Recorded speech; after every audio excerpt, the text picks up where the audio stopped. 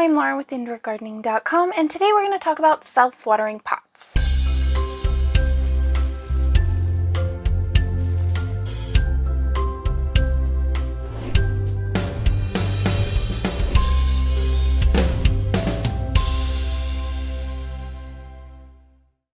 Self-watering pots are pretty amazing. They are fantastic for a variety of different plants. Essentially what they are is a pot without drainage holes that actually holds a reservoir of water in the bottom. It has a wicking system that will take the water from the very bottom and go up into a secondary pot that sits in the reservoir. And then it will suck up all the water from the bottom and wick it all up and keep the roots nice and moist. It also keeps an even level of humidity for roots down there, which is fantastic for plant health. So it really helps to keep your plants healthy, and then a healthy plant is also more likely to be a pest-free plant. So this can help in a variety of different ways and is very, very useful. Self-watering pots are really great for specific types of plants. They're really great for African violets and peace lilies and a bunch of other ones. We'll have a separate video on that for you. They're also great for specific types of humans. If you are the type of human that is very busy all the time, you always forget to water your plants, you can't constantly keep up on that, or you live in an environment where the conditions make your plants dry out quite a bit and you just can't keep up with that either. There are places that have conditions where the plants will dry out and you have to water every single day. This will stretch that to a couple of days for you. How long you can go in between waterings with self-watering pots really depends on your environment and the conditions and the size of the water reservoir, as well as the type of plant you're using. It can be anywhere from 3 days to 4 weeks depending on what you have going on. If you have a very hot, dry environment, that water is going to evaporate and be used up a lot faster than if you had a more humid environment for your plant. Also, if your plant is having a growth spurt and is growing very quickly, it's going to use up more water during that time than if it was in the off season.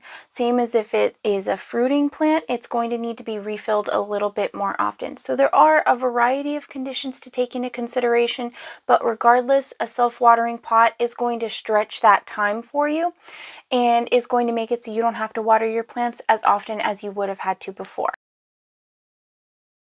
Self-watering pots work so well because they keep the humidity and the moisture and the water down at the base of the roots of the plant, so that way the roots can get that right away. It also enables the plant to wick up nutrients a lot easier. A lot of your standard potting mixes will actually end up becoming hydrophobic when they're allowed to dry out. This will prevent that from happening. And what hydrophobic soil does is actually harden and then wick away the water from the plant.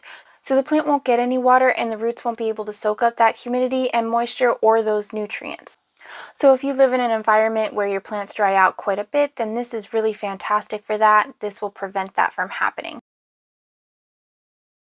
There's a lot of different places that you can get self-watering pots. Almost any type of nursery will have self-watering pots for you.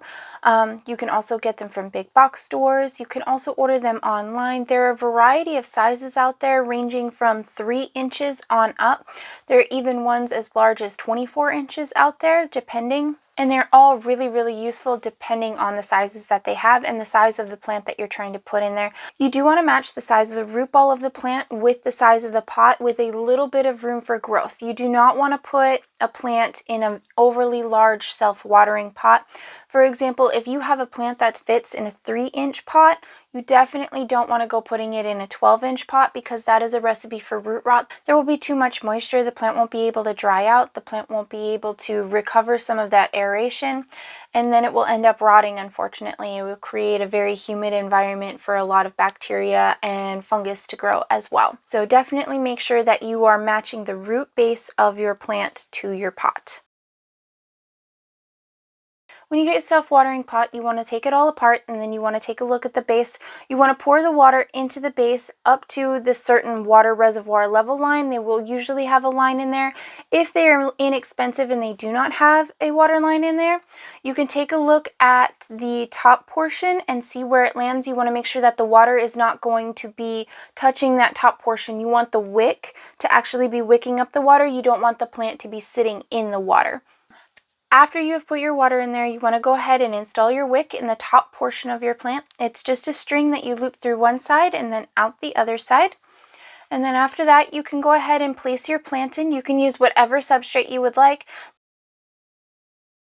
This is fantastic for a variety of hydroponic media as well. So if you have leca, if you have stratum, if you are using some type of pond or rocks, this is fantastic for that too, because this water is going to wick up into that and that's going to soak it all up for you.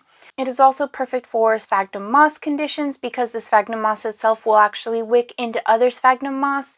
So it'll all be interconnected and be an entire wicking system in there, which is pretty amazing. This also works for standard soil as well. You don't have to get all fancy with anything. You can just use standard potting mix as well.